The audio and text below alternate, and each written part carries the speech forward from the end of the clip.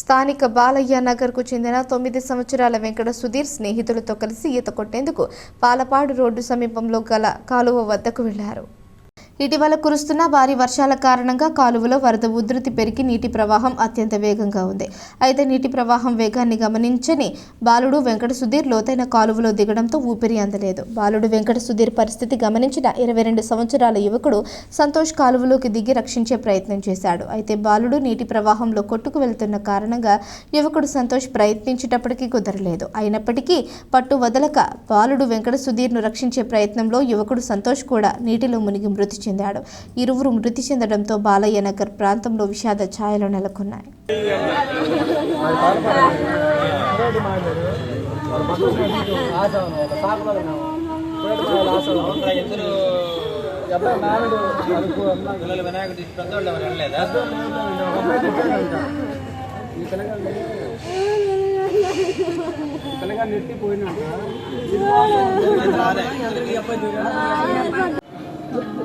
అందరికీ నమస్కారాలు తెలియజేస్తూ నేడు చాలా బాధాకరమైన రోజు.